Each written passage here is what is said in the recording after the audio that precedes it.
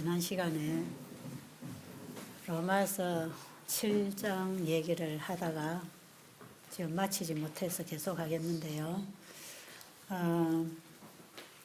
이 로마서 7장 문제를 가지고 참 많이 논란이 있는 것 같은데, 저도 지금 제가 하는 게 확실히 맞는지 모르겠지만 제가 현재까지 깨달은 것을 얘기하고 있으니까요. 여러분들이 좀 더 개인의 연구가 필요하겠고, 이는 정말 개인의 신앙 경험이 필요한 것 같고요. 제가 오래전에 한 10년, 5, 6년인가 20년이나 됐나 모르겠어요. 제가 미국에 가서 일주일 동안 집회를 하는데, 그때 산호세 교회에서인가 마운틴뷰 교회를 갔는지 안식일 설교 시간에 제가 로마서 7장을 설교하면서 이거는 거듭나기 전에 이런 경험이 온다고 제가 얘기를 했어요. 로마서 7장 14절 이후에 그 말씀을, 거듭난 사람은 이렇게 안 된다고.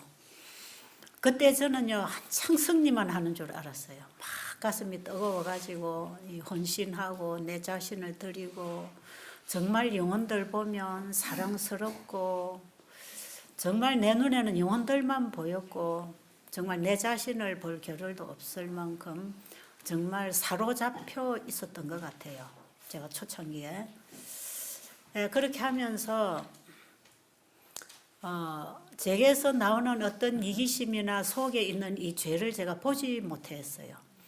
그러니까 예수님의 그 뜨거운 사랑에 빠져가지고 회개가 뭔지도 모르고 그냥 내 자신을 주님께 드리고 달려왔기 때문에 뭐 이런 부분이 있는 거는 생각도 안 하고 그냥 별로 상관없이 그냥 계속 바라보고 나갔거든요.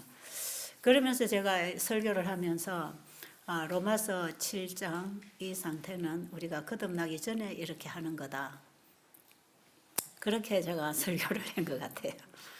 그 목사님이 그래요. 점심 식사를 하면서 채집사, 그것은 우리 신학자들도 지금 정의를 못 내리고 있는 건데, 그거는 함부로 결론적인 얘기를 하면 안 될 것 같다. 그러셔요. 그래서 제가 그때 정확하게 제가 하나 아주 충고를 받았죠. 저는 굉장히 감사하게 그걸 받아들였습니다. 그래요. 저는 이렇게 생각했는데요. 이제 그랬는데 그 이후에 제 자신을 보니까 그게 있더란 말이에요. 이게 글자로 해석하는 게 아니고 믿음의 의는 경험함으로 전하는 진리인데 내 안에 또 죄가 살아나는구나. 그러면서 제가 목사님 말씀을 들으면서 그렇군요. 그래가지고 그 뒤로 제가 로마서 7장의 얘기를 잘 안 했습니다. 잘 안 하고 그냥 제가 아는 것만 얘기하고 제가 아는 대로 신앙하고 그러왔잖아요. 그러나 저는 거기서 끝나는 게 아니라 계속 말씀을 연구하면서 내 신앙을 바로 놓아야 되기 때문에, 말씀과 함께 내 신앙이 가야 되기 때문에 저는 계속해서 말씀을 연구하게 됐고요. 그러면서 이제 이 로마서를 좀 깊이 보게 됐습니다. 이제 내 상태하고 이 로마서를 자꾸 같이 보는 거죠. 근데 조금 전에 제가 나오기 전에도 로마서 6장, 7장, 8장을 읽고 나왔거든요. 제가 좀 보이면 이거 한 절 한 절 읽으면서 여러분에게 좀 해드리겠지만, 여러분들이 6장, 7장, 8장을 꼼꼼하게 지금은 아닐지라도 한번 읽어보시기 바랍니다. 제 설명을 듣고 읽으면 환하게 열릴 거예요, 아마. 제가 이걸 이해를 하고 보니까 훤하게 이 말씀은 여기에 해당하고 이 말씀, 이런 말씀은 반복이 이제 나왔구나. 이제 알게 돼 있거든요. 그래서 여러분들이 이걸 알려고 하면 알아질 겁니다. 알려고 하면 알아져요. 우리 아직 다 모르잖아요. 끊임없이 우리는 찾아야 됩니다. 진리를 추구해야 됩니다. 그래서 우리의 신앙이 말씀에 맞지 않으면 아침 빛을 보지 못한다 그랬잖아요. 우리의 신앙은 말씀하고 일치해야 됩니다. 내 신앙 경험과 말씀의 경험이 같아야 되는 거. 그래야 아멘으로 화답을 할 거 아닙니까? 그죠? 그래서 로마서 5장에서 우리가 본질적인 죄인인 거, 아담 안에서 우리가 죄를 안 지어도 아담과 같은 죄를 지었다고 돼 있잖아요. 우리는 본성적인 죄인이라는 걸 로마서 5장에서 얘기하고요. 이런 상황에 있는 우리 스스로는 어렵게 될 수 없다는 게 로마서 3장에서 얘기합니다. 로마서 3장 11절로 보면 모든 사람이 다 치우쳐 죄를 행하고 하나님을 두려워하는 자도 없고 찾는 자도 없고 우리는 본질상 진노의 자녀라고 돼 있고요. 그래서 율법을 지킴으로 어렵게 될 자가 없다. 그래서 하나님이 한 몸을 준비하셨는데 오직 한 의를 준비하셨는데 그분이 누구지요? 예수 그리스도라고 얘기합니다. 22절까지 보면 우리 인간으로서는 불가능하기 때문에 하나님이 한 선물을 준비해 놨단 말이에요. 그걸 우리에게 주어가지고 그걸 받는 사람을 의롭다 해서 우리를 구원해 주시려고. 그러면 이것이 내 안에 있는 거하고 상관없이 100% 예수님의 의로 우리가 의롭게 되는가? 100% 예수님의 의로만 의롭게 되는 거지만 우리의 할 몫이 있습니다. 그게 이제 로마서 6장에서도 얘기하고 7장 앞에서도 얘기하고 8장에 가면 이걸 중점적으로 얘기하고 있거든요. 자, 그럼 로마서 6장에서도 우리가 이제 이런 죄인으로 태어났기 때문에 하나님의 은혜가 왔다 하면서 6장에 가면은 그럼 우리가 그 은혜 안에 있기 위해서는 자꾸 죄를 범할 것이냐? 아니다는 거죠. 아니다. 그래서 우리가 로마서 7장에 머무르는 건 아니다는 얘기입니다. 그렇죠? 그러나 사도 바울은 거듭난 사람입니까? 거듭난 사람이 지금 신앙 고백하고 있는 것이거든요. 자, 그러면서 이제 우리가 그리스도와 합하여 죽은 자가 어떻게 더 죄 가운데 살겠느냐. 예수 그리스도와 함께 부활한 자는 새 생명 가운데서 행하는 기다. 그리고 우리가 죄에 대하여 죽은 우리가 어떻게 이제 죄에 대하여 더 사느냐. 이게 이제 로마서 7장 2절부터 내 안에 남편 죽고 새로 시집가는 얘기거든요. 우리가 죄에 대하여 죽은 우리가 어찌 더 죄에 대하여 살겠느냐. 이제 우리가 의에 대하여 산다고 하는 얘기를 계속 하면서 7장으로 넘어오는데 6장에서 보면 이 죄의 종이냐 의의 종이냐 우리가 누구의 종이 될 것이냐. 그래서 의의 종이 되려면 죄에 대한 나는 죽어야 됩니다. 그죠? 죄에 대한 나는 죽어야 돼. 죄에 대한 내가 죽어야 되는 거예요. 그게 침례고 그게 거듭나는 거 아닙니까? 그 6장에서 6장 3절 4절이 지금 침례장 아닙니까? 그렇게 해서 우리가 죽고 그리스도 안에서 내 안에 주인이 바뀌어서 이제는 죄의 종이 아니라 누구의 종이다? 의의 종이 된다. 우리 의의 종으로 사는 것이에요. 그러면서 의의 종으로 살면 살지만 죄의 종은 사망이라고 얘기합니다. 자, 그럼 이쯤 와서 우리가 뭘 생각해 봐야 되느냐 하면 예수라고 하는 분이 누구냐? 예수는 자기 백성을 죄로부터 구원할 자입니다. 그럼 우리는 죄인입니다. 그죠? 우리는 본질적인 죄인이라 우리 스스로는 죄로부터 헤어날 수가 없습니다.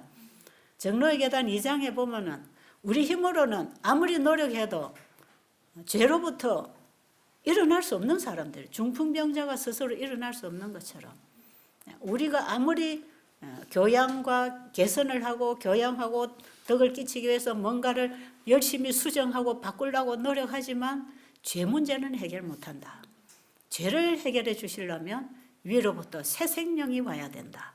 위로부터 새 생명이 와야 되는데 그 새 생명은 그리스도다. 그리스도가 와야 된다. 그래서 죄인에게 필요한 그리스도 장이 2장에 있는 것입니다. 이게 이제 거듭나는 장하고 같은 얘기인데요. 그러면 이제 6장에서 결국은 죄의 종은 사망이고 의의 종이 생명 아닙니까? 그렇다면 이제 우리가 죄의 종으로 살면 안 되잖아. 그렇죠? 나는 예수님 안에서 예수님의 의의 종이 되어 있는데 내 안에 내 본 남편인 나는 죽고 내 안에 새 남편인 그리스도가 내 안에 사시는데 그래서 예수님이 내 주인이 되어서 예수님께 순종하고 사는데 7장 14절 이후로 보니까 사도 바울이 내가 원하지 않는 나라는 여기는요 바울 자신의 원래의 나가 아니고 그리스도 안에서의 납니다. 그렇죠? 예. 그리스도 안에서의 나예요. 그래서 나는 죄의 법을 싫어하는데 내가 원하지 않는 내 안에 한 다른 게 있다. 이 죄가 지금 내 안에 있다. 그 얘기하지요. 그러니까 바울이 거듭나는 경험을 해서 바울은 내가 그리스도와 함께 죽고 이제 그리스도가 내 안에 사셔서 이제부터 내가 사는 것은 내가 사는 것이 아니요 내 안에 그리스도가 사시는 것이라 그러잖아요. 예수님이 내 안에 사시면 나는 예수님의 종이니까 순종의 종 아닙니까?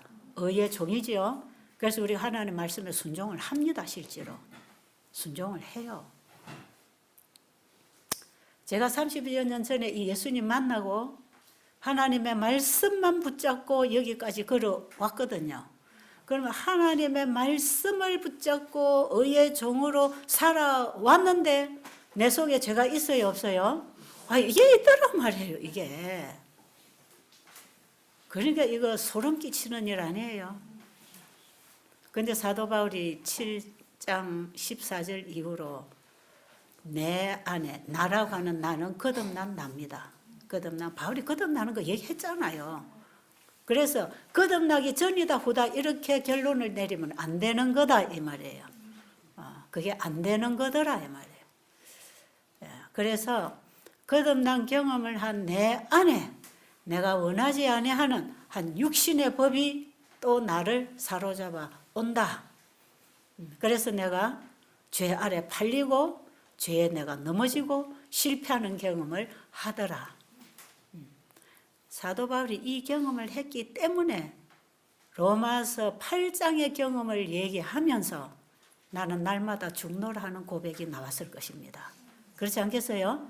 죄의 법이 계속해서 일어나니까 승리하는 법이 뭐냐? 날마다 죽어야 되는 거구나. 나는 날마다 죽어야 되는 거구나. 근데요, 날마다 가지고는 안 되더라고. 제가 해보니까. 아침에 됐는데요, 1시간 후에 안 돼. 안 되더라고. 어떤 문제가 딱 오면 안 돼요. 그때에 죽어야 되는데. 그래서요, 날마다 죽는 게 아니고 매 순간 죽어야 됩니다. 자, 그러면 예수가 누구냐? 자기 백성을 죄로부터 구원할 자라. 우리는 본질적으로 죄인이라 스스로 살 수 없습니다. 우리는 희망 없는 사람들이에요. 그런데 내가 원치 아니하는 죄의 종이 되어 있는 것입니다. 그런데 예수님은 우리를 죄로부터 구원하려고 왔다 그랬잖아요. 그럼 우리가 죄로부터 구원을 받아야 되잖아. 그런데 지금 구원받고 있어요, 못 받고 있어요? 아직까지 로마서 7장 14절 이후에 그 경험이 있으면 죄로부터 구원이 안 된 것입니다. 그렇죠? 그래서 우리가 칭의를 입어서 내 안에 내가 죽고 그리스도 내 안에 오셔서 예수님이 사시고 순종의 길을 의의 종으로 살아가는데도 아직도 끝났어요, 안 끝났어요? 아직 그 안에서 이 죄의 법이 아직 움틀거리고 있는 거예요. 그래서 제가 그 어느 장로님이 글 쓴 책에 보니까 그 접붙임하는 책 보니까 원둥치 고엽나무를 잘라내고 단감나무를 접을 붙였는데 접을 붙여놓으면 밑에 있는 고엽나무의 뿌리에서 영양을 흡수해서 접 붙여놓은 가지를 키우면 단감이 열릴 텐데 잘라내고 접을 좋은 감으로 붙여놨는데 잘라낸 원둥치에서 자꾸 순이 나오더라 그러죠. 그렇죠. 저는 그 표현이 참 비유가 성경에는 그렇게 안 하죠. 접붙임에 대해서. 그건 하나의 비유입니다. 비유로 이렇게 원둥치에서 잘라내고 접붙인 얘기를 하거든요. 우리 몸은 육이고 원래 욕된 사람, 죄된 사람인데 마음이 바뀌어진 겁니다. 예수님을 영접하고 거듭나면 마음이 바뀐 거지 몸이 다 바뀐 거 아니잖아요. 그렇죠? 죄의 몸은 그대로 살아있지요.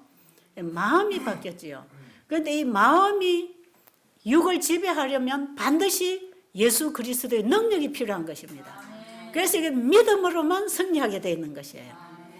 그런데 시시각각으로 우리가 죄의 유혹에 받아서 넘어질 수 있다는 것입니다. 그것도 우리가 이해를 해줘야 될 것 같아요. 그렇겠지요? 그래서 로마서 7장 14절 이유가 왜 있는가? 죄로부터 구원하는 게 복음인데 죄로부터 쓰러지고 당하는 게 복음이 아닌데 로마서 복음 중에 복음장에 왜 이렇게 자꾸 안 되는 얘기를 하고 있는가 보니까요. 우리 인간의 육신의 연약성을 가지고 있는 동안에 우리가 이렇게 될 수 있다고 하는 것입니다. 될 수 있다고 하는 이해와 함께 승리하는 방법을 가르쳐 준 게 8장입니다. 8장 여러분 뭔지 다 아시죠? 예수 그리스도의 영이 우리 안에 거하시면 그리스도의 영이 예수님을 우리와 같은 인성을 입고 오신 예수님을 그 영으로 살려주신 것처럼 그 영이 우리 안에 있으면 우리의 죽을 몸도 살리시는데 이 복음은요 부활에도 적용되는 말씀이고 우리가 그리스도 안에서 새 생명 가운데서 사는 승리의 경험도 여기에 적용이 되고 지금 로마서 8장을 풀어가면 부활을 얘기하는 건 아니지만 여기에 부활도 포함되어 있습니다. 그렇죠? 우리가 고린도전서 15장으로 가보면 죽을 몸으로 심고 썩을 몸으로 심고 썩지 않을 몸으로 다시 산다 그랬죠. 누구든지 그리스도의 생명이 있으면 그리스도 안에 있으면 죽어도 다시 부활하는 거 아닙니까?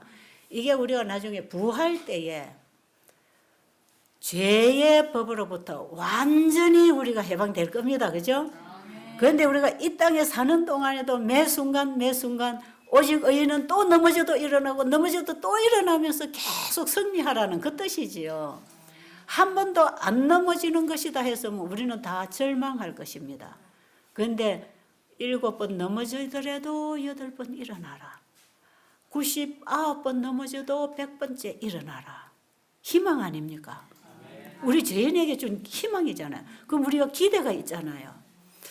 우리 지난달인가 여기 어떤 청년이 왔습니다. 진주에서 엄마가 데리고 왔어요. 그런데 이 아들이 어디 가서 성경 공부를 했답니다. 가서 공부를 했는데 이제 완전해져야 되는 공부를 했어요. 그래가지고 그 공부를 할 때는 너무 은혜 받고 좋고 그렇게 되는 거구나. 여러분 우리 복음 받으면 얼마나 기쁘고 좋습니까? 그죠? 그게 우리 영혼이 그걸 추구하기 때문에 그게 좋은 것입니다. 그래서 얘가 좋아가지고 막 거기서 아주 그냥 확신을 가지고 그렇게 했대요. 네, 이제 집에 가면 돈 열심히 벌어갖고 아버지에게 효도하고 엄마에게 효도하고 동생들에게도 잘해주고 내가 좋은 사람으로 착하게 이렇게 살아야 되겠다. 그래가지고 정말 희망을 가지고 집에 돌아왔는데 집에 돌아와서 부딪혀 보니까 안 되더란 거죠. 죄가 튀어나오고 또 짜증나고 또 싸우고 이렇게 하고 이거 분명히 죄를 안 지어야 되는데 이거 완전해야 되는데 이게 뭐냐. 그래가지고 막 또 해도 안 되더라는 거죠. 그리고 얘가 포기를 해버렸어. 이거 돼도 안 하는 거구나. 이거 되지도 않는 걸 내가 속았구나. 이렇게 딱 되니까요. 그냥 신앙을 놔버린 거예요. 신앙을 딱 놔버린 여러분이 완전주의에 빠지게 되면요. 신앙 포기하게 돼 있습니다. 자기 자신을 속이고 있지 않으면 포기하게 돼 있습니다. 신앙의 양심이 아주 밝을수록 포기하게 돼 있기 때문에 절대로 이 죄인에게 절망을 주면 안 된단 말이에요. 그런데 분명히 우리가 완전한 자리에 이를 것은 사실입니다. 그런데 그게 어느 단계인가를 알아야 되잖아요. 어느 단계인가? 그래서 이 세천사 기별을 제대로 전해야 된다는 거 아니겠어요? 이 단계적으로 가르쳐 주는 게 세천사 기별이거든요. 그런데 얘는 아직도 예수님께 자기가 죽어지는 칭의의 경험도 모르는 애야. 칭의가 뭔지 성화가 뭔지도 몰라. 근데 완전부터 배워버린 거라. 그래가지고 얘가 듣기는 듣고 좋기는 좋았는데 그거 진짜 좋은 건데 와서 해보니까 안 돼요. 안 된 거 딱 포기하고 그래 어찌 됐냐면 술 먹고 담배 먹고 그래가지고 어느 식당에 요리사로 들어가가지고 거기서 안 좋은 음식 먹고 그냥 그러고 찌들어지게 얼마 동안 살아버렸어요. 얘가 완전히 이제 폐인처럼 돼버려요. 신앙적으로는. 다 버렸어요. 그러니까 엄마가 안타까워가지고 이리로 데리고 왔어요. 그래가지고 여기 와서 얼마 있다가 나가면서 저하고 상담을 하자 그랬어요. 우리 전도사님하고도 상담을 했다 그래요. 그럼 전도사님하고 상담했으면 됐는데 그랬더니 그래도 하면서 우리 집으로 데리고 왔어. 그전에는 무슨 문제인지 잘 몰랐죠. 그냥 상담이라고 하니까 무슨 문제가 있겠지 했는데 바로 지금 제가 하는 이 얘기를 하더라고요. 그래서 제가 완전하게 되는 단계가 어딘지를 가르쳐 줬어요. 세천사가 전하는 기별이 바로 그게 칭의, 성화, 영화 아닙니까? 완전한 단계는 영화롭게 되는 단계입니다. 육신에도 죄가 안 나오는 단계예요. 내 속에도 죄가 거하지 않습니다. 그러려면 육신이 어떻게 됩니까? 육신이 부활해야 됩니다. 변화를 입든지 이 육신을 갈아입어야 돼요. 그런데 예수님께서 지성소에서 나오시기 전에 우리에게 완전한 품성을 입혀놓고 그 다음에 예수님이 재림하실 때 우리를 변화시켜 줄 거 아닙니까? 그러니까 우리의 품성의 완전은 예수님이 재림하실 때 우리 몸을 변화시켜 주든지 죽은 의인들은 심판에서 부활을 시켜줄 때 그때 완전하게 죄 안 짓는 사람이 되는 거지요.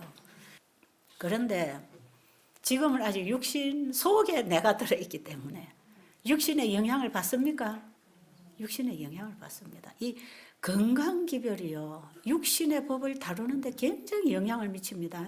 그래서 성소 정결 사업과 함께 건강개혁기별이 왔다는 이게 굉장히 중요합니다.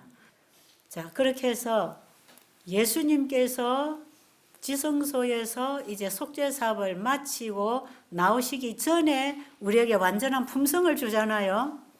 완전한 품성을 주고 거기에 권능을 부어서 이제는 세상에 바벨론에 있는 백성에게 셋째 천사 기별을 외치게 하고 거기 준비된 자들이 회개하고 돌아오고 예수님이 속죄 사업하고 인치고 다 마치면 이제 이 땅에 재앙이 내리죠. 그 다음에 예수님 재림할 겁니다. 그죠? 자, 그러면 완전한 단계가 어딘가? 그게 완전인데 우리가 단계적인 완전을 얘기할 수 있습니다. 아이가 태어나도 사람이고 자라나도 사람이고 어른도 사람이고 죽을 때도 사람이고 이런 단계적인 완전도 완전이라 할 수가 있습니다. 이거는. 그러나 품성적으로 완전은 아닙니다. 품성적인 완전은 아니고 칭의의 완전이죠. 그렇죠? 예수님의 의로 우리를 덮어서 보호해서 그분 안에서 배우도록 그분이 우리를 죄로부터 지켜주시고 승리하게 해주시는 그 예수님의 칭의를 입고 우리가 자라나는 경험을 하지 않습니까? 그래서 제가 이 세천사기별의 세 단계를 쭉 짚어줬어요.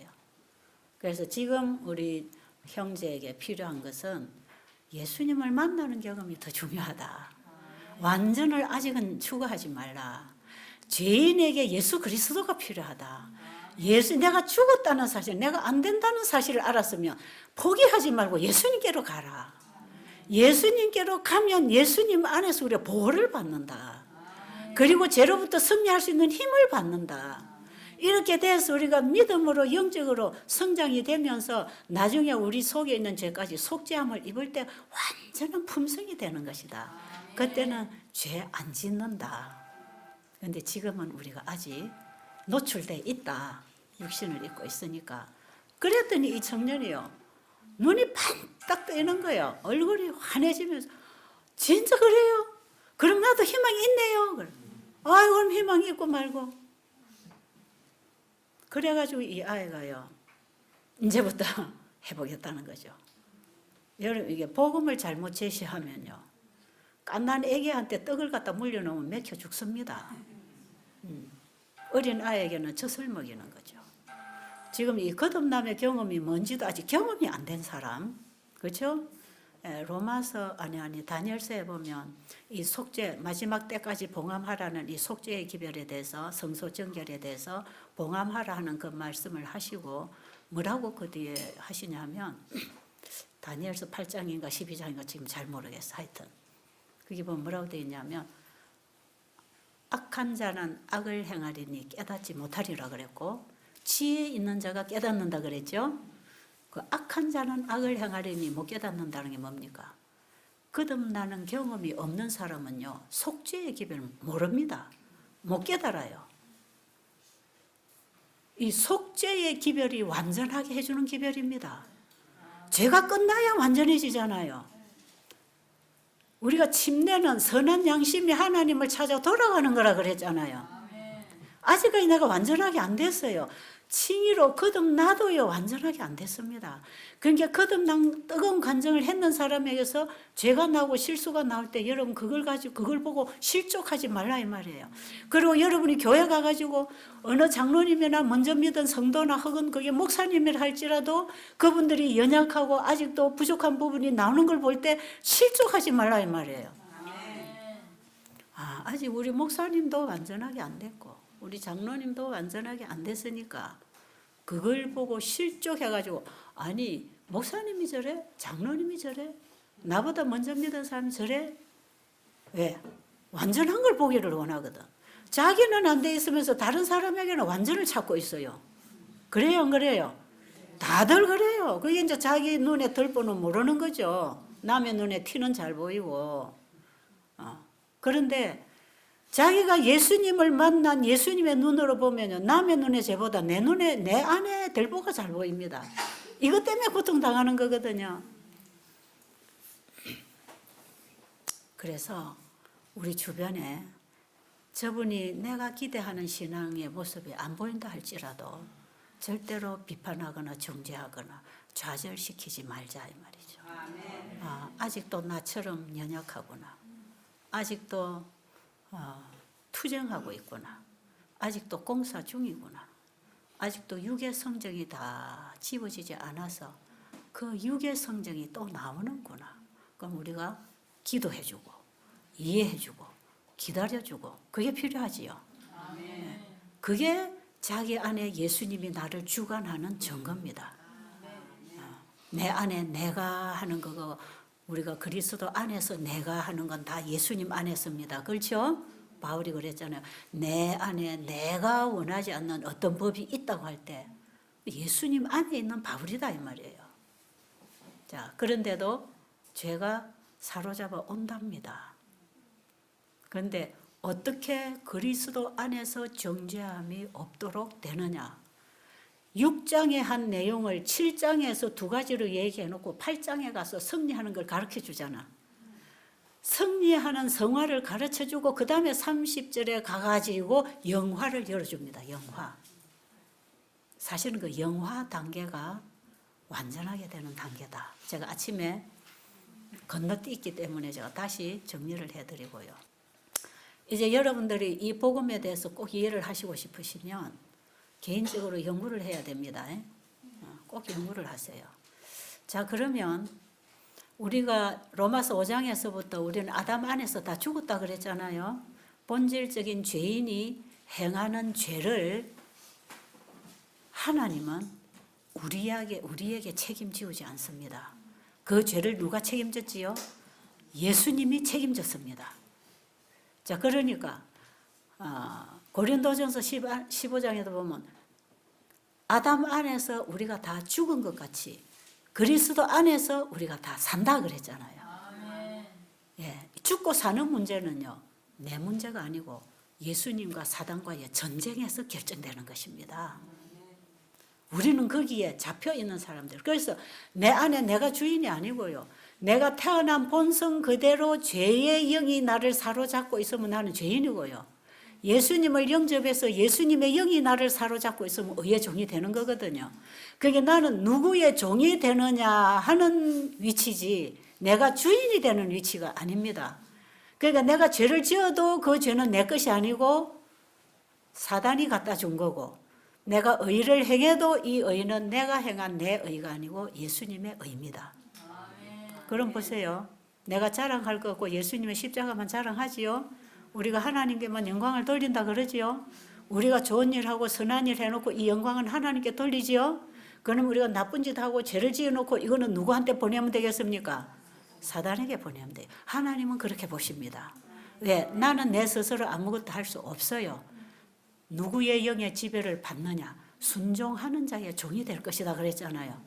그런데 우리 아담 하와가 사단의 말에 순종해서 사단의 영의 지배를 받았잖아요. 그 영의 씨를 가지고 우리가 태어났잖아요. 태어나서 아기 때부터 우리는 하고 생각하고 도모하고 하는 짓이다. 죄입니까? 사랑입니까? 어린 아이들이 뭔가 행동하면서부터 하는 짓이 그게 사랑이에요? 죄예요? 여러분, 어린 아이들은 죄 안 짓는다 그러죠. 지금 자기 선택에 뭐가 없어서 못하는 것이지요. 이 본성적으로는 죄를 하고 있는 것입니다. 애 손에 있는 거 뺏어 보세요. 2살짜리 손에, 아예 손에 얼마나 떼쓰고 우는지 몰라요. 막 핥혀요. 막. 뺏어가면 막 난리가 납니다. 안 놓지요. 이 자체가 죄성 아닙니까? 자, 우리는 누구를 받아들이느냐에 따라서 종이 되는 것인데 그게 내 거 아닙니다. 2개 다.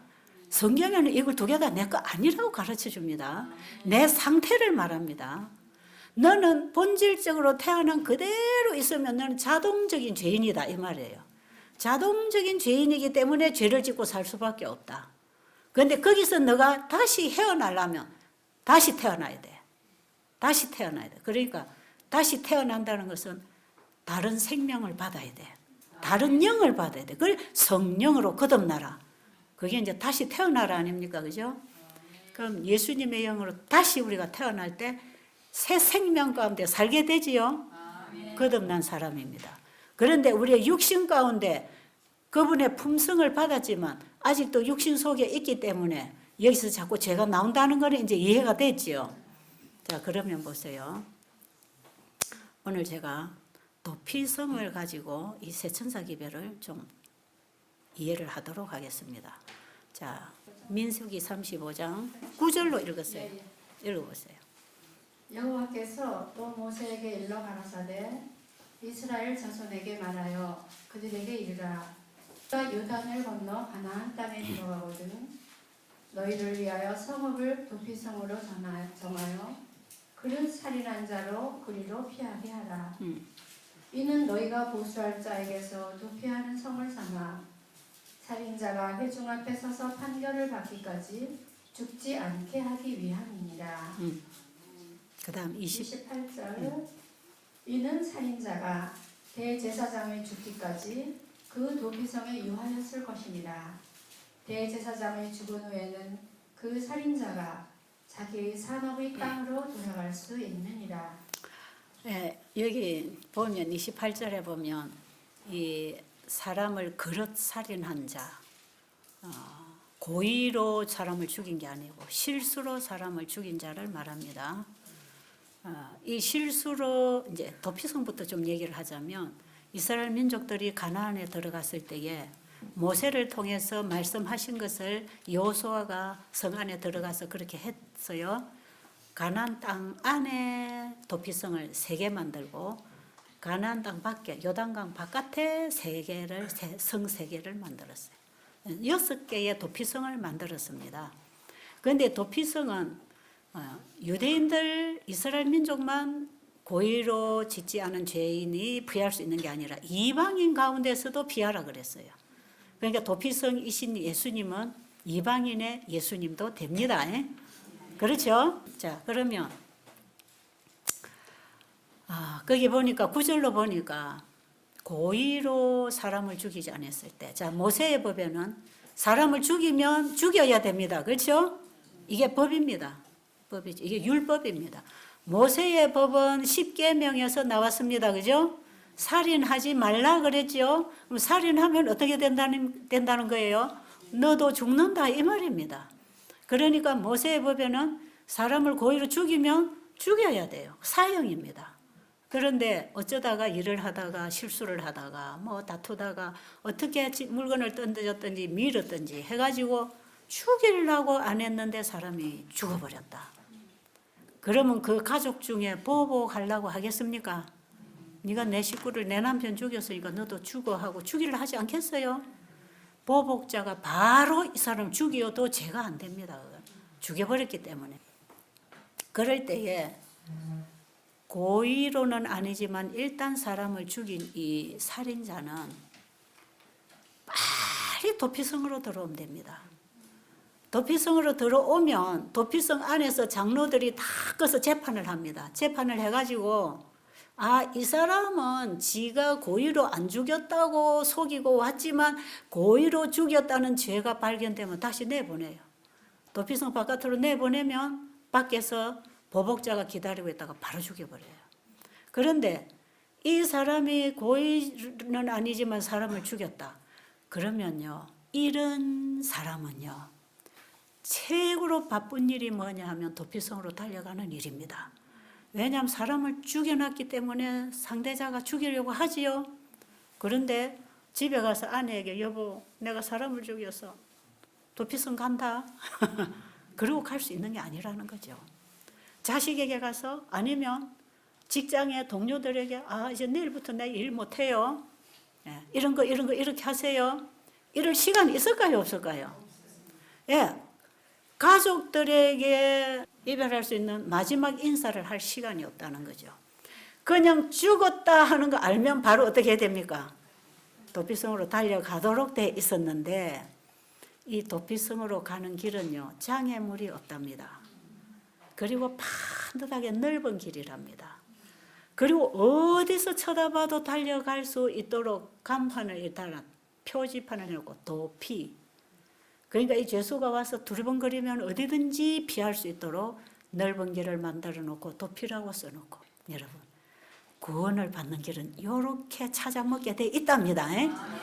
이렇게 딱 해놓고는 자기가 죽을 죄를 짓다 싶으면 빨리 달려가는데 너무 오랜 시간이 걸리면 지쳐 쓰러질까 봐 한나절 안에 도착하는 거리에다가 도피성을 6곳이나 만들어 놨다는 거죠.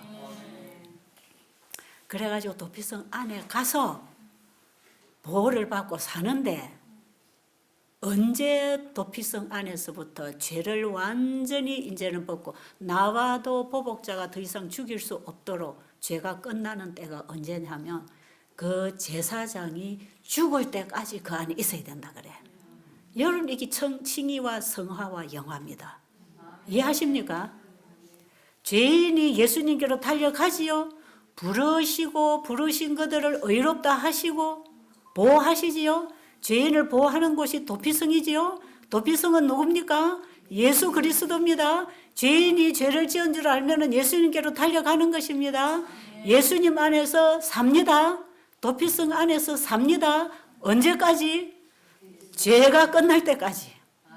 그럼 죄를 끝내주는 사역이 대제사장 아닙니까? 그러니까 대제사장이 죽기까지 도피성 안에 있어야 돼. 여러분 우리의 죄는요, 예수님이 우리의 속죄를 하실 때까지 우리 죄는 있습니다.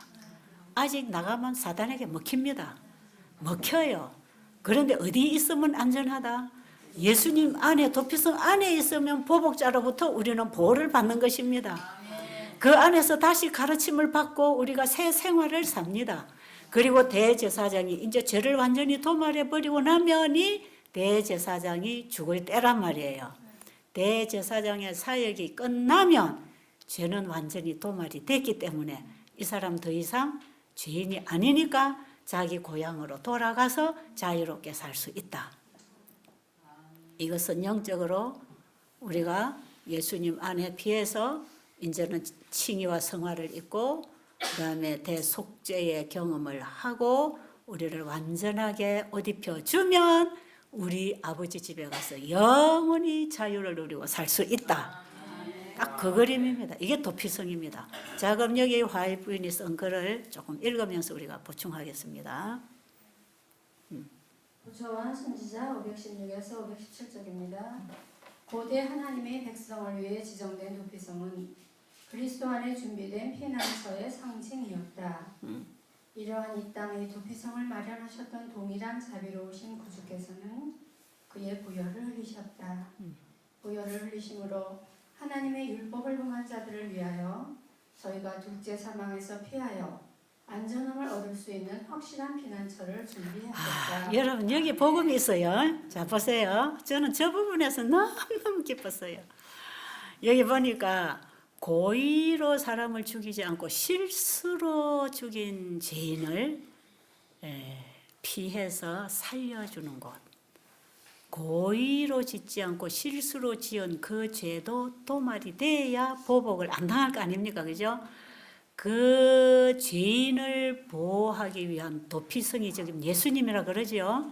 여기서 예수 그리스도는 하나님의 율법을 범함으로 둘째 사망에 처할 우리 모든 사람들의 도피성이랍니다. 자, 그러면 고의로 죄를 지은 사람은 도피성 안에 들어와도 다시 내보낸다 그러잖아요. 보복자에게 죽어야 됩니다.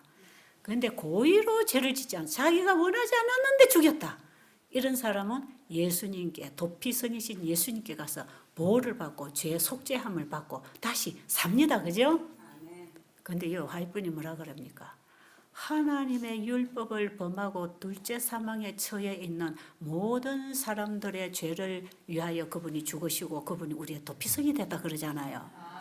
그럼 여러분, 우리는 다 하나님 율법을 범한 죄인들 맞습니까? 우리는 죽을 수밖에 없는 죄인들 맞습니까? 저 사람 죄는 크고 내 죄는 작아서 구원받을 수 있습니까? 그렇지 않단 말이에요. 그런데요, 하나님의 율법을 범하면 죽습니다. 두 번째 사망이라는 건 영원히 죽는 걸 말하는 것입니다. 이런 사람들을 위한 도피성이 되셨다. 그럼 도피성에 찾아오는 사람은 고의로 죄를 지은 사람이 아니라고 할 때 우리가 이 땅에서 지은 죄가 내 겁니까? 내 거 아닙니까? 고의로 했습니까? 죄의 유혹에, 죄의 어떤 세력에 의해서 지은 실수입니까? 아니면 내가 고의로 만들어낸 죄입니까? 우리 인간들이 짓는 모든 죄를 예수님은 실수했다 합니다. 위로가 되지 않으세요? 저는 너무 감사한 거예요. 이 말씀을 제가 보면서 그렇지. 나를 이해하시는 분.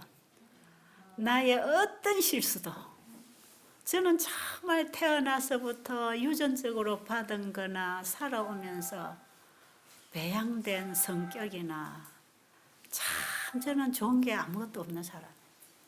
내 모습을 보면 정말 너무 싫어요. 그런데 제가 진짜 다양한 거는 예수님을 알게 됐다는 거 아닙니까? 그런데 나의 이런 모습, 남들이 나를 뭐라고 하든지 내 자체 이거 예수님은 괜찮아. 그거 다 네 탓이 아니야. 그거 네 탓이 아니야. 괜찮아. 네가 그 실수한 거야. 네가 부모로부터 그런 유전을 가지고 나왔어. 어제 우리 딸이 엄마 내가 이런 성격이 있는 거 엄마가 나를 낳은 게 아니라 하나님이 나를 창조하셨으니까 나를 더 잘 아실 거 아니겠어요? 그러니까 내가 이런 거 저런 거 못하는 거 하나님이 아시니까 괜찮겠죠? 나는 그 얘기 속에 복음이 있더라고요. 복음이 있어.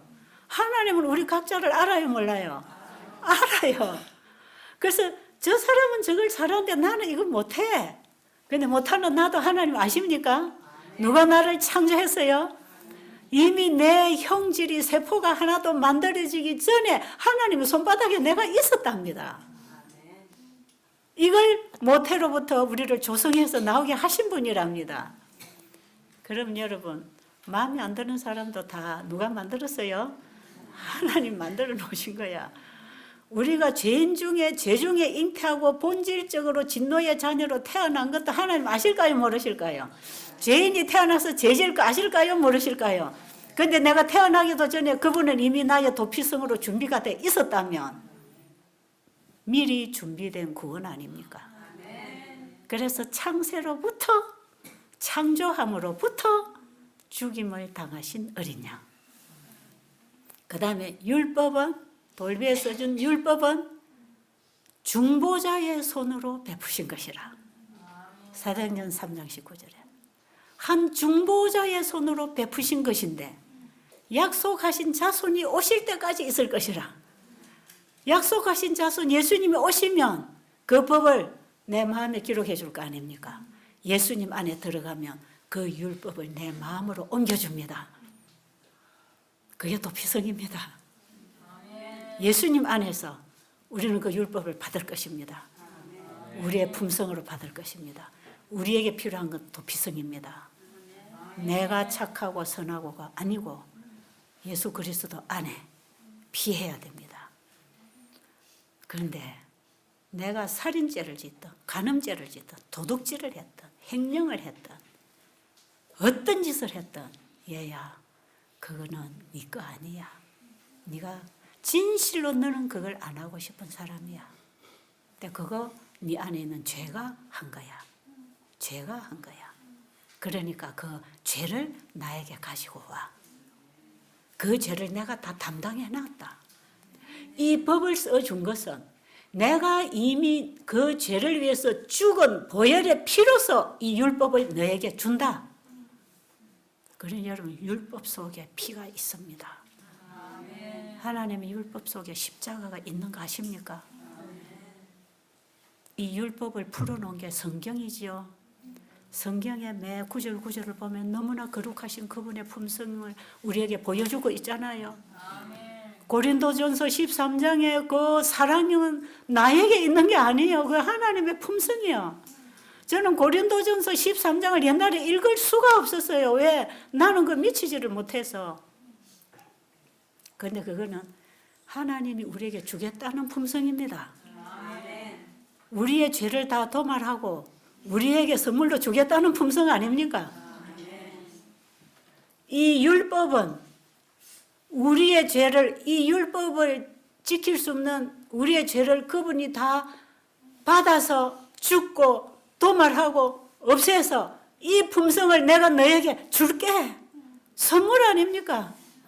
그래서 우리가 이 땅에서도 예수 그리스도 안에 들어가서는요, 하나님의 율법이 생명으로 인도하는 법이 되고요. 예수 그리스도 없는 사람이 율법을 보면요, 사망에 이르는 법입니다. 똑같은 율법인데 예수 그리스도 없이 죄인이 받으면 사망의 법이고 예수 그리스도 안에서 받으면 생명에 이르는 법입니다. 그래서 우리를 성화시켜주는 법입니다. 그런데 예수 그리스도 밖에서 율법을 보면 정죄당할 뿐 아니라 희망이 없습니다. 그러니까 포기하게 됩니다. 그러니까 그리스도 안에라는 칭의 없이 율법을 갖다가 완전하라 하면 살 수 있는 죄인이 있을까요? 없을까요? 없습니다, 여러분. 그 조금 더 읽어줄래요? 1893년 회보 10번입니다. 우리의 강력한 힘, 우리의 영원한 보장은 오로지 우리의 도피성 안에 있다. 그리고 제사장 직무가 끝마칠 때 우리는 이 우주 속에 어디라도 갈 수 있다. 그러나 그리스도 밖에서가 아니다.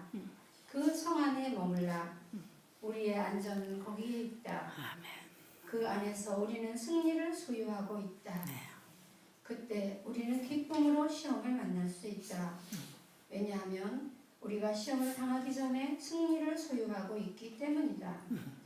그때 우리가 기뻐할 수 없는가? 여러분이 싸움을 시작하기 전에 이미 승리를 얻어놓았다는 것을 알면 전혀 싸움을 하지 않는 것보다 오히려 한판 싸움을 하는 것이 낫지 않은가? 그래. 우리가 그런 싸움을 싸우도록 하자. 아멘. 보라, 두려움이 어디에 있는가? 승리는 이미 우리의 것이다. 아멘.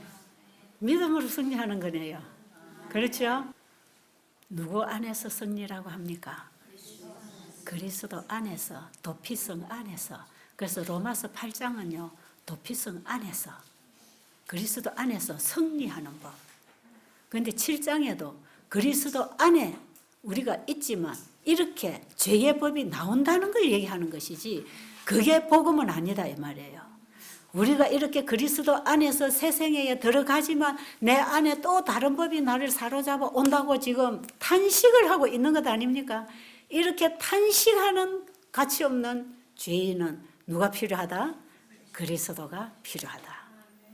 그리스도이신 도피성 안에는 승리가 보장되어 있다.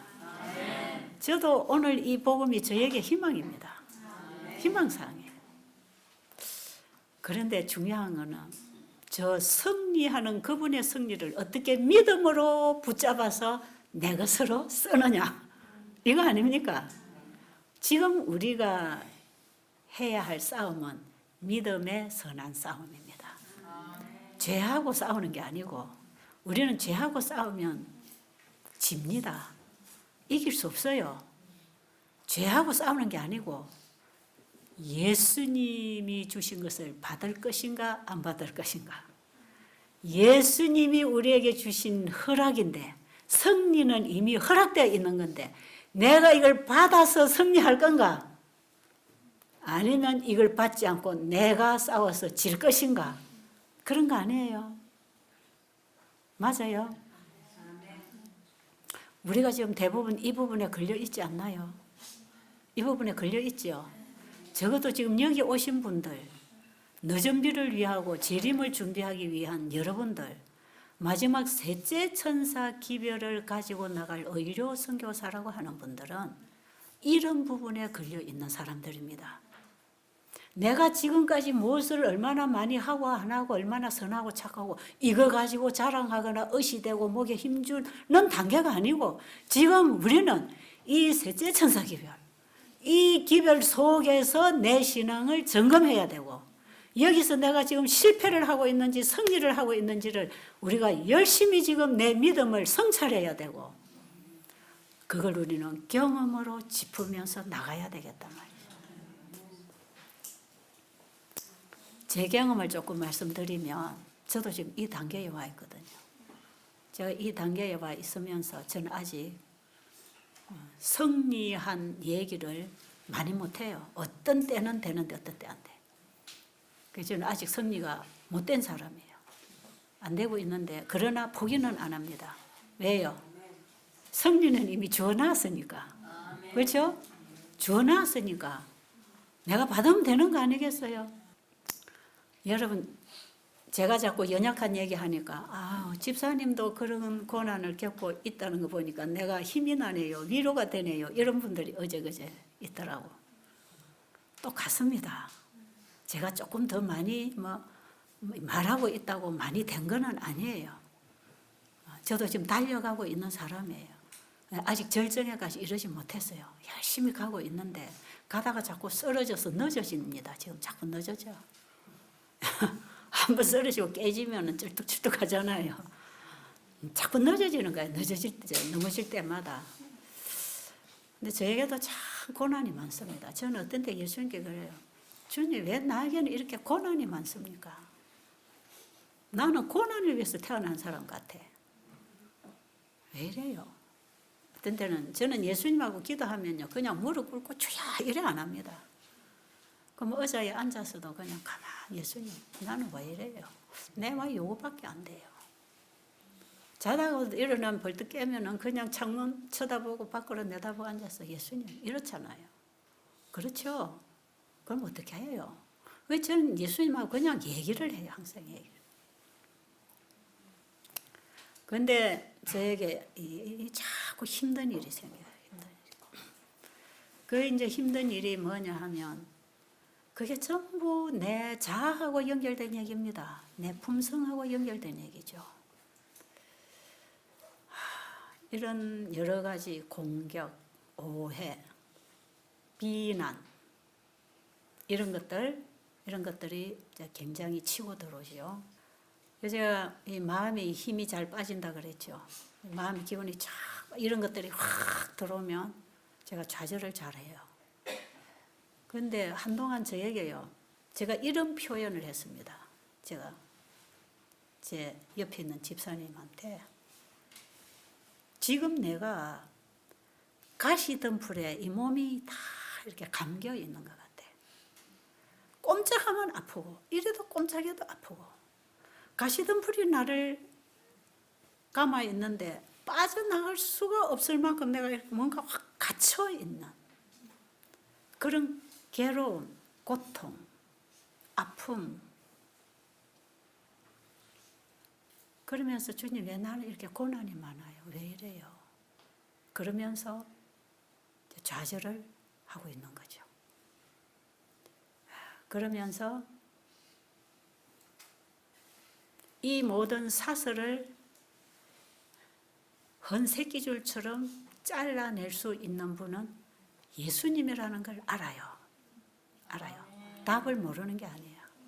아는데 내 상한 심령이 내 상한 자존심과 자아가 그걸 원하지를 않아. 이게 위기입니다. 이게 위기예요. 억울하고 괘씸하고 밉고 그럴 수 있어? 이런 게 자꾸 이 가시덤불을 한 가닥씩 더 갖다 붙이는 거죠. 자꾸 더 갖다 붙여. 그럼 옴삭달삭을 못 하겠어. 예, 여기서부터 벗어나야 되는 거. 여기서부터 이기고 넘어서야 되는 믿음이 필요합니다. 여러분 그 제3부에 보면 성도들의 믿음의 실현장 있지요. 그 믿음의 실현장에 읽어보시면 제일 앞에 쓰디쓴 잔 나옵니다. 이걸 내가 안 받고 피해가면 나중에 또 와요. 그게 피하면 안 돼. 믿음으로 승리를 해야 돼. 이게 우리의 믿음의 실현입니다. 마지막 성도들이 겪어야 할 믿음의 실현입니다. 네가 이런 상황에서 믿음으로 승리하기를, 주님은 그걸 보기를 원하셔. 지금 우주 앞에 우리를 주연으로 세워놓고 이 대쟁투의 무대 앞에 세워놓고 예수님은 우리가 여기서 믿음으로 승리하기를 바래. 그 믿음으로 승리한다는 게 뭡니까? 그게 사랑이고 용서 아닙니까? 근데 내 마음이 아프니까 그게 안 되는 거죠. 안 되는 거죠. 자꾸 피하려는 거죠. 제가 살아오면서 그런 과정을 여러 번 겪었어요. 그런데 이제 이거 나 못해요, 예수님 나 못해요 하고 내가 막 길을 잘 피하잖아요. 그럼 피할 길은 주셔. 피하고 나면 그 없는가 또 있어요. 하늘에서는 뭘 원하십니까? 믿음으로 승리하기를 바라셔. 믿음의 승리, 믿음의 승리. 야곱이 야복강에 이를 때까지, 최후의 승리가 올 때까지 우리는 승리해야 되는 겁니다. 그런데 승리하는 힘도 그분이 주신대. 이미 보장이 돼 있대. 그럼 우리에게 구하라는 겁니다. 기도하라는 것입니다. 그런데 그 기도도 하나님이 주신대요. 실물교훈 주기 위하여 구함장에 보면요, 이 기도도 하나님이 우리에게 주신답니다. 야곱이 야복강에서 씨름한 그 기도는 야곱이 스스로 한 기도가 아니고 하나님이 주신 기도랍니다. 그렇다면 이걸 이길 수 있는 힘도 그분이 주신다는 얘기거든. 왜? 구하라 그러면 주신다고 했으니까. 그렇죠? 근데 그게 간절히 구해져야 되는데 아직도 조금 더 기다려. 이렇단 말이에요. 아직. 그게 뭡니까? 아직도 내 자아가 좀 더 누리겠다 이 말이죠. 죄를 누리겠다 이 말이죠. 성령께서 강하게 저에게 기도를 시켜주시면 기도로 받을 것입니다. 그러면 넘어갈 것입니다. 저는 그 승리를 꼭 하기를 원합니다. 이런 제가 살아가는 인생에, 내 인생에 이거는 그냥 사소한 문제가 아니에요. 근데 이런 부분을 제가 겪으면서 승리는 보장되어 있다는데 이미 예수님이 이겨놓은 이김을 나에게 주신다는데 내가 왜 안 받고 사단의 종으로 질질 끌려다니면서 고민하고 울고 살아야 되는가? 그렇죠? 우리 한번 생각해 봅시다. 어떤 게 수지 맞겠는가? 그렇죠? 전 여기까지입니다, 오늘. 나중에 승리되고 나면 나중에 한번 승리 얘기할게요. 그러니까 이번 기간에 다 안 되면 다음 기간에라도 할 거니까 예, 기다리고 계시면 좋을 것 같고요. 만약에 여러분들이 이 승리를 이렇게 하셨다면 저에게 빨리 연락해 주세요. 아, 이렇게 하니까 승리가 주어집니다. 승리했습니다. 그런 분 계시면 저한테 잠깐 연락해 주세요. 예, 그런 분들이 계실 겁니다. 저도 머지않아 그렇게 될 것입니다. 우리 그래서 마지막 믿음의 시련에서 승리자가 됩시다. 우리 딸내미가 옆에서 저를 보고 이런 소리 해요. 엄마, 하나님께서 엄마한테 이 시대에 욥이 되어달라고 하시는 것 같네요. 그 얘기를 해요. 엄마에게 하나님께서 딸아, 네가 욥이 좀 되어줄래? 하나님 그러시는 것 같네요. 그러더라고. 그래. 그렇다면 승리만 남아있는 거구나.